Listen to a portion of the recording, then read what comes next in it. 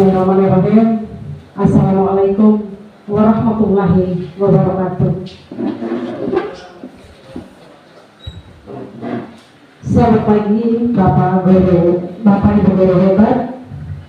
Terima kasih atas kehadirannya di pagi hari ini. Gimana kabar semuanya? Alhamdulillah baik semuanya. Dan saya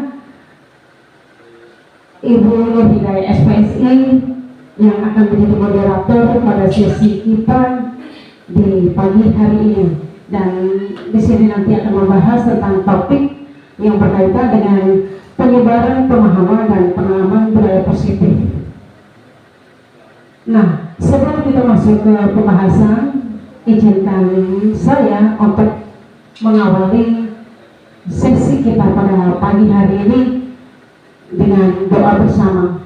Mari kita doa bersama, semoga kita diberikan kemudahan dan kelancaran di dalam proses dari awal sampai akhir nanti. Berdoa mulai.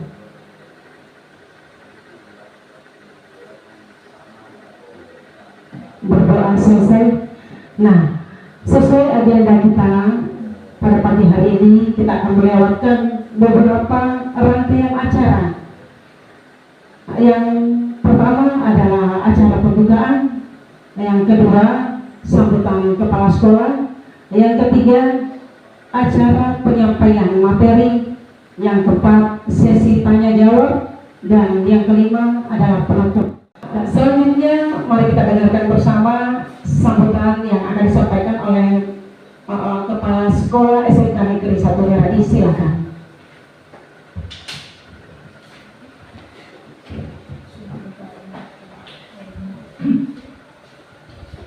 Bismillahirrahmanirrahim. Assalamualaikum warahmatullahi wabarakatuh. Yang kami hormati Bapak Ibu Guru hebat pagi hari ini, dan yang kami banggakan Bapak Ahyadin ST, calon guru penggerak angkatan ke-10 tahun 2024 yang luar biasa pagi hari ini. Segala puji kehadirat Allah Subhanahu wa Ta'ala, Tuhan yang Maha Besar, Maha Pengasih dan Maha Penyayang, di mana pada pagi hari luar biasa ini kita semua masih dengan umur panjang sehingga hadir di sekolah kita di SMK Negeri 1 dalam rangka pengabdian dengan proses pembelajaran kepada siswa kita. Salam kita sampaikan untuk junjungan kita Nabi besar Muhammad SAW, Nabi Uswatun Hasanah bagi kita semua. Semoga kita yang berada di ruangan ini akan selalu mengikuti sunnah-sunnah beliau, akan kita jadikan pedoman hidup, dan mudah-mudahan kita mendapatkan syafaat beliau di yaumul akhir. Bapak Ibu Guru hebat yang luar biasa pagi hari ini kita berada di ruang guru SMK Negeri 1 ya, dalam rangka mengikuti materi yang akan disampaikan oleh calon guru penggerak Bapak Ahyadin ST yang berhubungan dengan destinasi pemberian praktek baik. Bapak Ibu Guru yang kami hormati, bahwa materi ini materi yang luar biasa bagi kita semua. Dengan mengikuti materi ini diharapkan akan memotivasi kita guru dalam bekerja maksimal dalam melakukan berbagai praktek pengalaman baik. Kita di SMK Negeri 1 ini terdiri berbagai kompetensi keahlian. Mari kita melakukan tugas kita sebagai guru dengan melakukan berbagai praktek baik sesuai dengan kompetensi keahlian kita masing-masing. Bapak Ibu Guru yang kami hormati dan kami banggakan, sebentar lagi kita akan mengikuti materi yang disampaikan oleh Pak Ahyadin ST. Mari kita berusaha mengikuti dengan baik. Mudah-mudahan dengan materi ini akan memotivasi kita untuk terus memberikan praktek baik ke siswa, ke teman-teman sejawat yang ada di lingkungan sekolah. Dan yang terakhir, saya berharap dengan materi ini akan menginspirasi kita semua, dengan materi yang ada akan selalu menginspirasi, memotivasi kita semua untuk selalu berbagi praktek baik. Mungkin itu saja. Terima kasih atas perhatiannya. Selamat kepada Pak Ahyadin. Mudah-mudahan materi ini akan menginspirasi kita semua berada di ruangan ini. Selamat untuk Pak Ahyadin. Terima kasih. Assalamualaikum warahmatullahi wabarakatuh.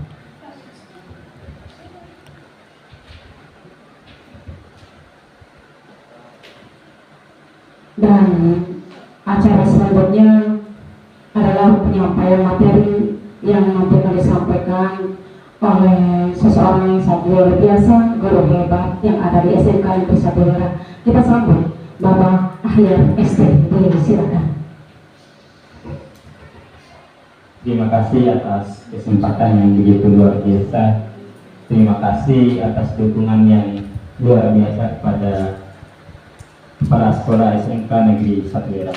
Mohon izin Bapak dan Ibu guru hebat. Bismillahirrahmanirrahim. Assalamualaikum warahmatullahi wabarakatuh. Alhamdulillahirabbil alamin. Puji serta syukur mari kita panjatkan kehadirat ilahi Rabbi Allah Subhanahu wa taala. Dengan Allah Subhanahu wa taala masih mencurahkan berbagai macam nikmatnya, sehingga di pagi hari yang berbahagia ini kita dapat saling berbagi praktik baik, terutama yang berkaitan dengan budaya positif. Mohon izin untuk berdiri menyampaikan materi ini Bapak dan Ibu guru hebat. Jadi pada pagi hari ini saya akan menyampaikan materi diseminasi penyebaran pemahaman dan penerapan pengalaman budaya positif di lingkungan SMK Negeri 1 Wira. Selanjutnya saya akan menguraikan beberapa konsep inti yang berkaitan dengan budaya positif. Apa sih yang kemudian akan kita dapatkan dari materi budaya positif? Yang pertama yang berkaitan dengan perubahan paradigma belajar, disiplin positif, kemudian kebijakan, nilai-nilai kebijakan, kebutuhan dasar manusia, motivasi perilaku manusia, posisi kontrol guru, keyakinan kelas, dan yang terakhir itu adalah segitiga restitusi. Baik Bapak dan Ibu guru hebat, mari kita mulai di perubahan paradigma belajar. Apa sih yang disebut dengan perubahan paradigma belajar? Jadi pembelajaran dengan paradigma baru merupakan pembelajaran yang dirancang berdasarkan prinsip pembelajaran berdiferensiasi, sehingga para peserta didik dapat belajar sesuai dengan kebutuhannya berdasarkan proses perkembangan sesuai dengan teori psikologi modern untuk mewujudkan profil pelajar Pancasila. Jadi Bapak dan Ibu guru hebat, apa sih yang disebut dengan pembelajaran yang diferensiasi? Jadi pembelajaran yang berdiferensiasi ini adalah pembelajaran yang akan mewujudkan peserta didik kita menjadi peserta didik yang memiliki karakter profil pelajar Pancasila. Jadi karakter yang akan diwujudkan di sini adalah karakter profil pelajar Pancasila. Nah, apa saja yang tercantum dalam karakter profil pelajar Pancasila? Jadi setidaknya ada 6 elemen. Jadi poinnya itu adalah beriman dan bertakwa pada Tuhan Yang Maha Kuasa, berkebinekaan global, bergotong royong, kreatif, bernalar kritis. Selanjutnya saya akan menerangkan miskonsepsi tentang teori kontrol. Jadi Bapak dan Ibu guru hebat, di sini ada yang disebut dengan pemahaman kita yang selama ini keliru tentang teori kontrol. Jadi dulu atau sebuah ilusi yang mengatakan bahwa guru itu dapat mengontrol murid. Jadi guru itu adalah sosok yang dapat mengontrol murid. Nyatanya itu adalah sebuah hal yang ilusi. Kenapa? Karena seorang peserta didik, seorang murid itu dapat dikontrol ketika dia membuka dirinya untuk dikontrol. Jadi ketika Bapak dan Ibu guru menemukan ada siswa yang tidak mau diatur, ada siswa yang tidak mau mengikuti apa yang kita katakan, maka sebenarnya dia lagi membuka diri untuk tidak mau dikontrol. Jadi kesalahan pemahaman kita bahwa guru itu dapat mengontrol peserta didik. Yang kedua, sebuah ilusi bahwa kritik dan membuat rasa bersalah mampu menguatkan karakter. Jadi Bapak dan Ibu guru hebat, ketika kita mengatakan pada kamu telah mengecewakan Bapak dan Ibu untuk hari ini. Jadi pemahaman seperti ini adalah pemahaman yang salah dan akan melemahkan karakter peserta didik kita. Kemudian sebuah ilusi bahwa semua penguatan positif, efektif dan bermakna. Jadi penguatan positif di sini itu adalah sebuah rujukan, sebuah rayuan. Jadi penguatan kita dengan membujuk dan merayu siswa bahwa orang dewasa berhak memaksa. Jadi sebenarnya itu adalah sesuatu yang keliru. Jadi kita mungkin yang dianggap dewasa, kita adalah sebagai guru, itu dapat memaksakan kehendak kita kepada peserta didik. Nyatanya kita tidak, ya, kita tidak bisa memaksakan bahwa siswa atau peserta didik harus mengikuti apa yang kita katakan. Selanjutnya, mengubah paradigma stimulus respon ke pendekatan teori kontrol.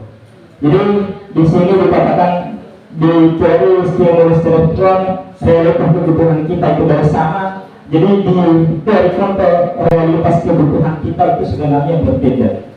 Kemudian semua orang melihat hal yang sama. Nyatanya semua orang itu, setiap orang memiliki gambaran yang berbeda. Semua orang memiliki cara pandang yang berbeda. Kita mencoba mengubah orang lain untuk berpandangan sama dengan kita, tapi di teori kontrol mengatakan semua perilaku kita berusaha memahami pandangan orang lain tentang dunia. Kemudian perilaku buruk dilihat sebagai suatu kesalahan, dan teori kontrol mengatakan semua perilaku memiliki sebuah tujuan. Selanjutnya itu adalah disiplin positif. Apa sih disiplin positif itu? Disiplin sendiri itu berasal dari kata disiplina yang artinya belajar. Disiplin itu mengacu pada disiplin diri yang memiliki tanggung jawab terhadap apa yang dilakukan berdasarkan nilai-nilai yang diyakini. Terus apa sih yang disebut dengan disiplin positif? Disiplin positif itu merupakan salah satu cara penerapan disiplin yang bertujuan untuk menumbuhkan kesadaran serta memberdayakan peserta didik tanpa imbalan, penghargaan atau reward, ancaman dan hukuman. Bapak dan Ibu guru hebat, ketika kita kemudian membujuk siswa untuk melakukan sesuatu, atau siswa kita suruh kemudian kita beri hadiah, itu sebenarnya kita tidak menerapkan yang namanya sebagai pendidik. Tujuan kita adalah menciptakan peserta didik yang memiliki disiplin diri sehingga mereka berperilaku mengacu kepada nilai-nilai kebajikan universal dan memiliki motivasi intrinsik dalam perubahan perilaku ke arah yang lebih baik. Ya, lanjut. Kemudian di sini di dalam disiplin positif kita akan membahas juga tentang nilai-nilai kebajikan.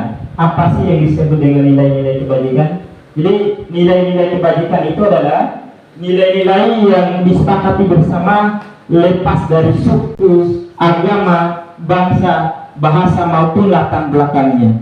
Jadi inilah yang disebut dengan nilai-nilai kebajikan. Contoh nilai kebajikan yang ada di dalam institusi atau organisasi itu adalah penerapan daripada profil pelajar Pancasila. Apa itu?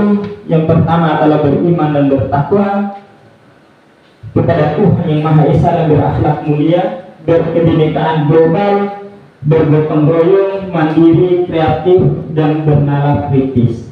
Kemudian dari Ibu Primary Years Program atau PJP, jadi nilai kebajikannya adalah toleransi, rasa hormat, intelijensi, integritas, mandiri, menghargai, antusias, empati, keingintahuan, kreativitas, kerjasama, percaya diri, dan komitmen. Kemudian ada keterampilan hidup atau life skill. Jadi dapat dipercaya, lurus hati, pendengar yang aktif, tidak merendahkan orang lain, dan memberikan yang terbaik bagi dirinya sendiri. Inilah nilai-nilai kebajikan. Selanjutnya kita akan belajar tentang kebutuhan dasar manusia. Bapak dan Ibu guru hebat, kita sebagai manusia sebenarnya memiliki kebutuhan dasar. Kebutuhan dasar manusia adalah segala sesuatu yang kita lakukan untuk mendapatkan apa yang kita inginkan. Seluruh tindakan yang kita lakukan memiliki tujuan tertentu, dan semua usaha terbaik yang kita lakukan adalah dalam rangka agar kebutuhan dasar kita terpenuhi dengan baik. Bahkan kita sekalipun ketika melakukan hal yang buruk, itu adalah untuk memenuhi kebutuhan kita. Lanjut. Apa sih 5 kebutuhan dasar manusia? Jadi pada dasarnya manusia itu memiliki kebutuhan dasar yang meliputi kebutuhan bertahan hidup. Kebutuhan bertahan hidup ini dapat ibaratkan makanan, pakaian, tempat tinggal, keamanan, kesehatan.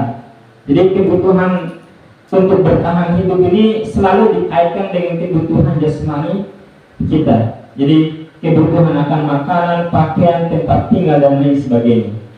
Kemudian kita sebagai manusia juga butuh kasih sayang dan rasa untuk diterima.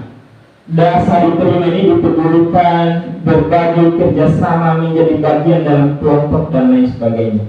Jadi kasih sayang dan rasa diterima ini adalah kebutuhan dasar daripada manusia. Selanjutnya manusia juga memiliki kebutuhan untuk menguasai atau kebutuhan penguasaan. Contohnya itu adalah harga diri, keinginan untuk dianggap, memimpin, berprestasi, kemudian diakui dan didengar. Kemudian kebutuhan selanjutnya adalah kebebasan. Manusia itu perlu bebas, perlu mandiri, memiliki pilihan, mencoba hal yang baru, mampu mengendalikan dirinya ke arah yang lebih baik. Kemudian kebutuhan dasar yang kelima adalah kebutuhan akan kesenangan. Contohnya bermain, humor, antusiasme, dan tertawa. Itulah kebutuhan dasar daripada manusia, Bapak dan Ibu. Oke. Di sini kita akan berbicara masalah motivasi perilaku manusia. Jadi motivasi perilaku manusia itu ada dua sebenarnya.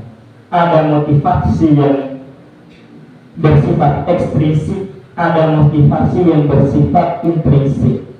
Motivasi yang bersifat ekstrinsik di sini adalah motivasi yang datangnya dari luar, datangnya karena ada dorongan, karena ada pengaruh dari itu. Jadi motivasi ekstrinsik ini adalah motivasi untuk menghindari ketidaknyamanan atau hukuman. Jadi ketika kita menyuruh siswa dengan iming-iming siswa akan kita kasih nilai yang tinggi, itu sebenarnya adalah sebuah motivasi yang datang dari luar. Jadi siswa tidak melakukan hal atas dasar keinginannya sendiri, ya. Jadi motivasi untuk mendapatkan imbalan, penghargaan dari orang lain.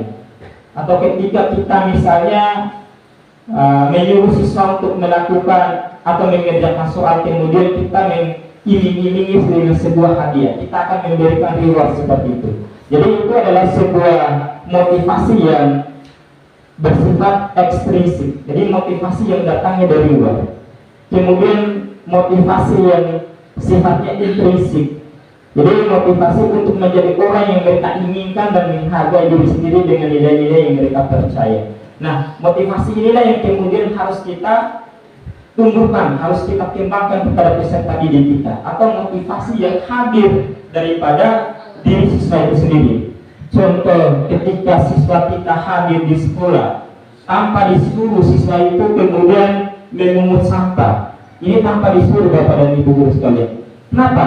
Karena dia memiliki motivasi yang sifatnya intrinsik, atau motivasi yang datangnya dari diri siswa itu sendiri, atau karena siswa itu sendiri sadar bahwa menjaga kebersihan itu merupakan hal yang harus dilakukan karena dia sadar akan kebersihan dan kenyamanan di lingkungan sekolah seperti itu. Kemudian kita juga akan berbicara masalah 5 posisi kontrol seorang guru.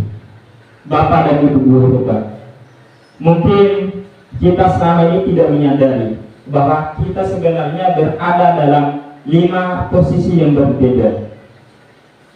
Ada posisi seorang guru itu sebagai penghukum, ada pembuat rasa bersalah, ada sebagai teman, ada sebagai pemantau, dan ada sebagai seorang manajer. Yang pertama itu adalah sebagai seorang penghukum. Guru dalam posisi seorang penghukum di sini selalu melakukan tindakan yang berhubungan dengan fisik. Jadi ketika kita kemudian menampak siswa, ini contoh. Atau ketika kita menyuruh siswa lari keliling lapangan ketika dia melakukan kesalahan. itu sebenarnya kita lagi menerapkan posisi kontrol kita sebagai seorang penghukum. Kemudian posisi pembuat merasa bersalah, kita selalu membuat siswa itu merasa bersalah, merasa menjadi seorang yang gagal seperti itu, menjadi seorang yang tidak berguna. Jadi seorang guru ketika mengatakan misalnya kamu tidak mengerjakan PR, nanti Pak Guru akan dimarahi oleh Bapak Kepala Sekolah. Jadi siswa secara tidak langsung akan menghadirkan sesuatu yang identitasnya di dalam dirinya bahwa siswa tersebut sebenarnya telah gagal dalam memberikan yang terbaik untuk gurunya seperti itu. Jadi menciptakan atau membuat mereka merasa bersalah. Kemudian posisi kontrol kita sebagai seorang teman. Jadi sebagai seorang teman kita biasanya melakukan pendekatan yang lebih emosional kita lebih dekat pada siswa. Jadi kecenderungannya siswa menganggap kita adalah seorang teman yang kapan saja dia minta pertolongan maka kita akan membantunya seperti itu. Kemudian posisi kontrol sebagai seorang pemantau. Sebagai seorang pemantau di sini sekolah, contoh kayak gini. Jadi seorang pemantau di sini ketika siswa ini melakukan kesalahan, kamu telah melakukan kesalahan seperti itu. Maka sebagai konsekuensi terhadap kesalahan yang kamu lakukan, kamu akan tinggal di dalam kelas selama 15 menit. Contoh, saya terlambat 15 menit. Maka konsekuensinya saya harus diam di kelas selama 15 menit untuk mengganti keterlambatan saya seperti itu.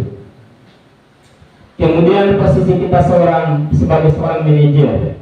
Jadi apa sih posisi kita sebagai seorang manajer? Posisi kita sebagai seorang manajer itu adalah kesalahan. Kira-kira bagaimana memperbaiki kesalahan. Jadi posisi seorang manajer ini mampu menghadirkan tindakan-tindakan untuk menstabilkan identitas. Jadi kita tidak langsung menyalahkan apa yang dilakukan oleh siswa seperti itu. Jadi menstabilkan identitas itu, semua orang itu pasti melakukan kesalahan, dan kesalahan itu adalah sesuatu yang manusiawi. Kemudian dia memvalidasi kesalahan, bahwa kesalahan itu wajar, dan ketika kesalahan itu dilakukan maka sebagai bentuk kesalahan itu kita akan menyadarkan bahwa peserta didik itu sadar akan kesalahannya. Kemudian dia akan menanyakan keyakinan kita, keyakinan apa yang kamu yakini seperti itu. Bagaimana mencari solusi terhadap setiap permasalahan yang ada. Ada sebuah pertanyaan, saya kecewa sekali dengan kamu. Maka pertanyaannya, posisi kontrol apakah aku ini? Jadi ketika ada narasi yang mengatakan bahwa saya sangat kecewa sekali dengan kamu. Ketika kita mengatakan kepada peserta didik kita, saya sangat kecewa. Kira-kira di sini posisi kontrol apa kita? Ada yang tahu Bapak dan Ibu? Membuat merasa bersalah. Membuat merasa bersalah. Coba next. Jadi ketika kita mengatakan saya sangat kecewa, saya sangat kecewa dengan kamu begitu. Jadi kita secara tidak sadar telah menerapkan posisi kontrol kita sebagai pendidik yang membuat rasa bersalah kepada peserta didik kita. Kemudian pertanyaan selanjutnya, kamu tidak pernah benar melakukannya, sekarang keliling lapangan 3 kali. Pertanyaannya, posisi kontrol apakah yang kita terapkan pada permasalahan seperti ini? Kira-kira posisi apa ini Bapak dan Ibu guru kepada? Penghukum. Posisi penghukum. Jadi seperti yang saya uraikan sebelumnya, ketika peserta didik melakukan kesalahan, lantas kesalahan itu kemudian kita sebagai imbalan daripada kesalahan itu siswa kita hukum. Kita menyuruh dia lari keliling lapangan, kita suruh kita suruh untuk membersihkan WC dan lain sebagainya. Itu adalah sebenarnya kita lagi menerapkan posisi kontrol di penghukum. Atau ketika saat upacara bendera ada siswa yang datang terlambat selesai upacara, dia disuruh push up, dia disuruh sit up. Itu sebenarnya kita lagi menerapkan posisi kontrol kita sebagai seorang pentakut. Pertanyaan selanjutnya, kira-kira bagaimana kamu akan memperbaiki masa lalu? Kira-kira bagaimana kita memperbaiki masa ini? Ketika ada pertanyaan seperti ini, bagaimana kamu memperbaiki kesalahan ini? Misalnya ada siswa yang terlambat datang ke sekolah, kita validasi siswa ini, kenapa kamu sampai terlambat? Apa yang akan kamu lakukan untuk tidak datang terlambat lagi seperti itu? Maka ketika kita menanyakan kira-kira bagaimana kamu akan memperbaiki masa ini, maka kita sebenarnya lagi menerapkan posisi kontrol kita sebagai seorang manajer.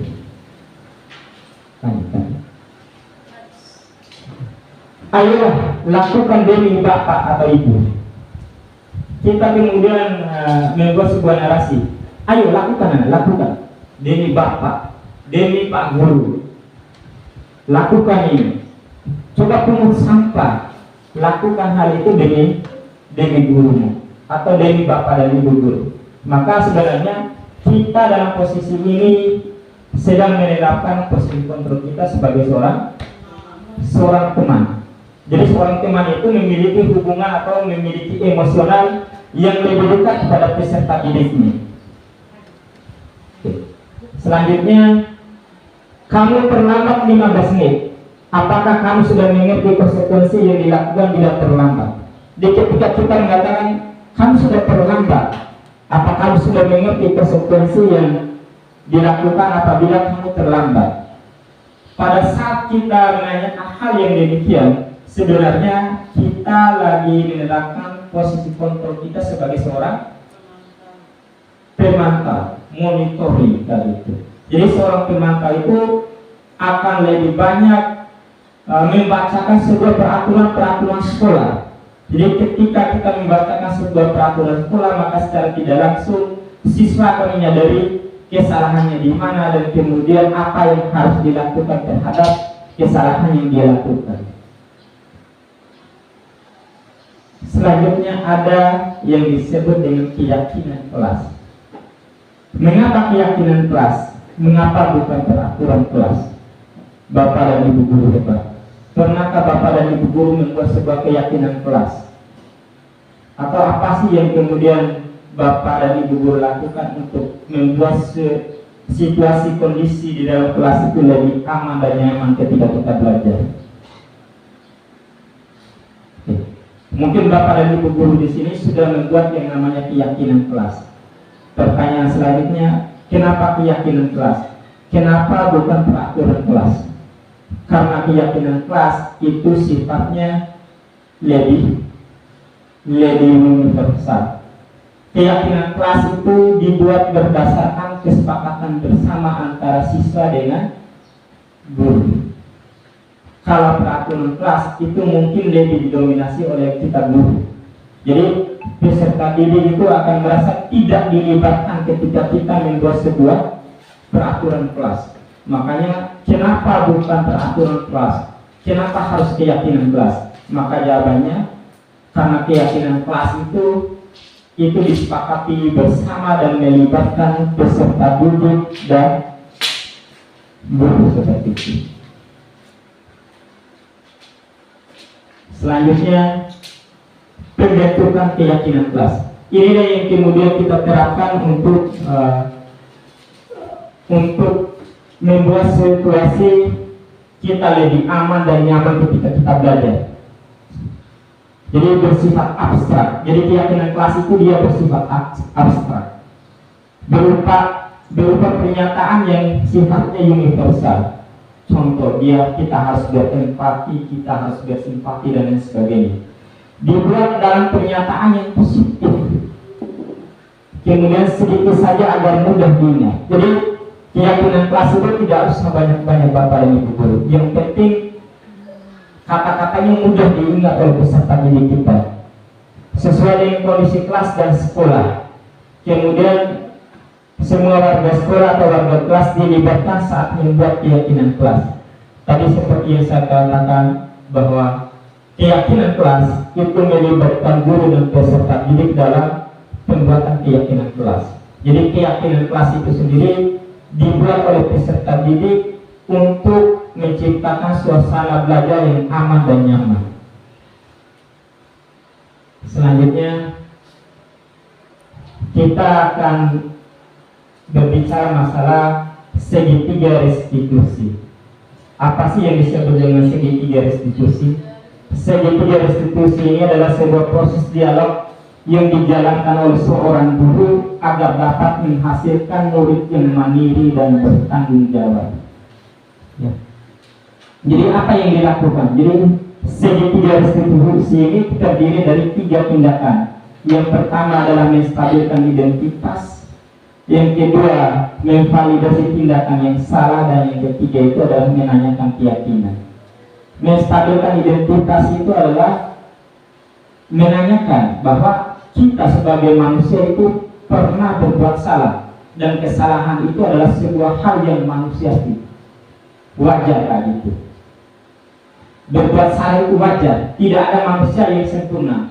Bapak dan ibu guru, saya juga pun pernah melakukan hal yang sama.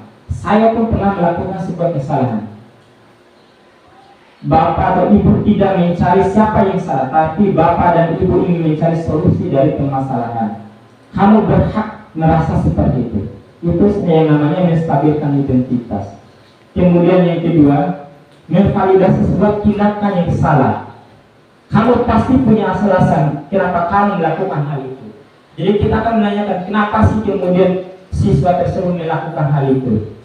Kemudian padahal kamu bisa melakukan hal yang lebih buruk daripada itu. Ya. Contoh ketika kita misalnya ada kasus pada siswa tersebut bertengkar dengan temannya. Dia membentak-bentak temannya seperti itu. Nah, validasi tindakan yang salah di sini, untung kamu tidak melakukan hal yang lebih buruk daripada itu. Untung kamu tidak memukul si dia kayak gitu. Itu kita sebenarnya lagi melakukan atau memvalidasi sebuah tindakan yang salah. Kamu patut bangga karena telah dilindungi sesuatu yang penting buatmu. Kamu melakukan karena mempertahankan sesuatu yang penting bagimu, seperti itu. Jadi itu adalah sebuah hal yang kita lakukan untuk memvalidasi tindakan yang salah. Dan yang langkah terakhir dari segitiga restitusi ini adalah menanyakan keyakinan. Keyakinan kelas apa yang kamu pahami? Apa keyakinan kelas kita? Nilai-nilai apa yang telah disepakati bersama? Seperti apa gambaran sebuah kelas yang ideal menurut kamu? Kamu ingin menjadi orang yang seperti apa dari itu? Itu sebenarnya kita lagi menanyakan sebuah keyakinan. Ya. Jadi pada posisi ini kita menanyakan keyakinan. Lanjut. Oke. Sekian dari materi budaya positif ini Bapak dan Ibu guru kita. Apabila ada hal-hal yang kurang jelas, nanti kita bisa berdialog dan berdiskusi untuk lebih lanjutnya. Karena di sini sifatnya hanya sharing. Saya hanya berbagi praktik baik dari modul yang sudah saya pelajari. Sekian, saya kembalikan ke moderator. Wassalamualaikum warahmatullahi wabarakatuh. Ya, luar biasa itu tadi pemaparan yang sangat informatif dari Bapak Guru Hebat Pak Haryadin ST. Mohon berikan tepuk tangan yang sangat meriah untuk Bapak Haryadin ST. Terima kasih. Dan sekarang kita akan melanjutkan dengan sesi tanya jawab. Nah, saya terima kasih atas waktunya. Saya tertarik dengan 5 posisi kontrol guru tadi, bahwa kita posisi guru sebagai penghukum, sebagai pembuat rasa bersalah, sebagai teman, sebagai mentor, sebagai manajer. Jadi yang perlu saya mungkin tidak bertanya, tapi kita ingin berdiskusi atau sharing tentang poin ini, bahwa 5 poin ini pada dasarnya sudah kita lakukan semua di sekolah ini. Posisinya kita kadang-kadang sebagai penghukum sudah kita lakukan, terutama saya pribadi walaupun tidak dalam bentuk fisik. Sebagai pembuat merasa bersalah pun sudah. Sebagai teman pun sering kami lakukan, saya lakukan secara pribadi. Sebagai pemantau sudah, sebagai manajer pun sudah. Yang ingin saya diskusikan atau saya ingin ada dalam keluarga sekarang, sebagai guru yang akan mengontrol semua guru. Poin 5 poin ini mana mungkin menurut teman-teman dan juga pemateri Pak Hayadin SD, 5 poin ini apa bisa kita lakukan semua atau hanya satu persatu? Karena menurut saya dari 5 poin ini sebenarnya poin yang bagus sebenarnya, tapi kalau dijalankan per poin mungkin akan berbeda Pak. Kalau penghukum mungkin akan tidak enak jadinya, tapi kalau kita menghukum, menjadikan sebagai seorang manajer, tadi kita sudah menghukum mereka, misalnya contohnya terlambat datang upacara, setelah itu kita menghukum lari push up yang biasa kita lakukan di sekolah ini, setelah itu kita motivasi mereka supaya hari Senin berikutnya tidak datang terlambat lagi, supaya jadi mungkin yang saya titik beratkan adalah bagaimana sih poin ini kita kerjakan ya, kita aplikasikan di sekolah, berbagai praktik baiknya. Mungkin itu saja. Terima kasih. Assalamualaikum warahmatullahi wabarakatuh. Terima kasih, pertanyaan yang sangat luar biasa sekali terkait dengan posisi kontrol kita sebagai seorang pendiri. Bapak dan Ibu guru hebat, tanpa disadari memang kita setiap kali melakukan sebuah tindakan, dalam hal ini menghakimi murid ketika peserta didik kita melakukan sebuah kesalahan, tanpa tidak sengaja kita sebenarnya lagi mempraktekkan 5 posisi kontrol guru. Ketika kita misalnya ada siswa yang datang terlambat, kita menyuruh siswa itu untuk push up, maka kita sedang mempraktikkan posisi kontrol kita sebagai seorang penghukum. Kemudian ketika kita mengatakan kepada siswa ini, kamu selalu saja datang terlambat, kamu terlambat dan hari ini datang terlambat lagi, kamu tidak kasihan sama itu, maka dalam hal ini kita lagi menerapkan posisi kontrol kita sebagai orang yang merasa bersalah, pembuat merasa bersalah. Kemudian ketika kita misalnya mengatakan, ayo nanti kamu datang lebih cepat lagi ya itu.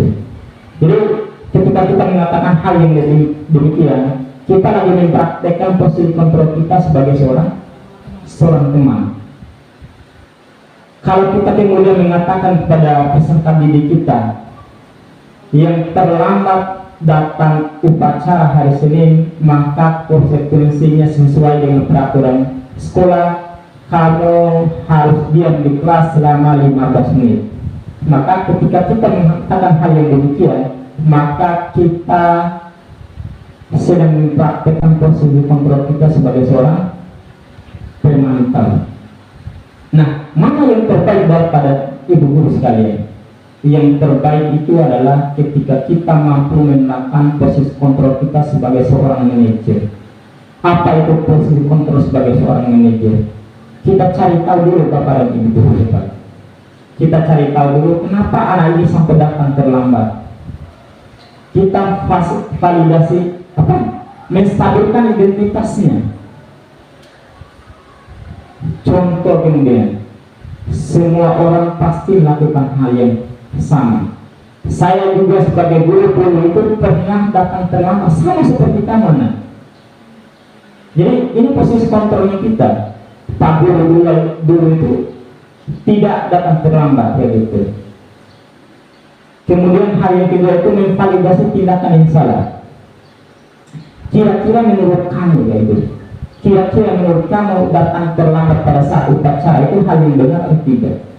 Maka secara tidak langsung siswa itu kita stimulus bahwa perbuatan ini sebenarnya adalah perbuatan yang salah. Salah atau benar? Ya gitu. Jadi memvalidasi tindakan yang salah, maka dengan sendirinya siswanya akan menjawab, oh saya terlambat dan maaf saya salah, yang salah bukan yang salah. Dan yang terakhir itu dari posisi manajer itu adalah menanyakan keyakinan. Menanyakan keyakinan di sini adalah kita akan menyuruh siswa tersebut mencari solusi dari permasalahan yang dia lakukan. Jadi kalau dari posisi kontrol tadi, penghukum itu dia tidak pernah memberikan solusi kenapa sih anak ini sampai datang terlambat tadi. Oh, kamu sudah terlambat. Sekarang lari di lapangan. Itu kita tidak memberikan solusi. Sedangkan di posisi kontrol kita sebagai seorang manajer, ya. Jadi kita menanyakan keyakinan, kira-kira menurut kamu apa yang bisa kamu lakukan agar tidak datang terlambat lagi. Ya. Jadi siswa akan kita suruh untuk mencari solusi. Saya terlambat karena karena terlambat bangun tadi malam saat begadang. Maka siswa kita akan mencari solusi. Kalau saya terlambat bangun, maka solusi yang dapat saya lakukan, saya harus tidur lebih cepat, kayak gitu. Atau saya harus menyuruh orang tua saya untuk membangunkan saya. Jadi jawaban dari posisi kontrol yang paling tepat dan harus kita terapkan di sekolah ini adalah posisi kontrol kita sebagai seorang manajer. Jadi kalau selama ini kita menggunakan posisi kontrol sebagai seorang teman, seorang pemantau, seorang seorang penghukum, maka sebenarnya kita tidak memberikan sebuah solusi dari sebuah permasalahan. Ya mungkin seperti itu Bapak dan Ibu Guru. Terima kasih. Oke, demikianlah pemutaran tambahan dari Bapak Aryadi ST. Mungkin ada lagi yang bertanya sebelum saya menutup acara ini? Tidak ada ya. Oke. Sebelum mengakhiri presentasi, izinkan saya untuk memberikan apresiasi kepada teman-teman yang telah hadir pada kesempatan hari ini. Yang saya ucapkan terima kasih sebagai moderator dan mewakili Bapak Ahyar. Nah, dalam kesempatan terakhir ini kami ingin mengucapkan terima kasih kepada Bapak Ibu atas perhatiannya dan lebih-lebih kami mohon maaf. Mungkin demikian. Bila kita hidayah. Assalamualaikum warahmatullahi wabarakatuh. Assalamualaikum warahmatullahi wabarakatuh. Waalaikumsalam warahmatullahi wabarakatuh. Selamat pagi. Pagi luar biasa. SMK Bisa hebat luar biasa. Oke anak-anakku sekalian, pada kesempatan ini kita akan membuat sebuah keyakinan kelas. Ada yang tahu apa sih yang disebut dengan keyakinan kelas? Iya, Putri. Pak Putri? Kesepakatan kelas. Ada yang tahu lagi apa sih yang disebut dengan keyakinan kelas? Peraturan kelas. Peraturan kelas, bagus sekali. Jadi apa sih yang disebut dengan keyakinan kelas?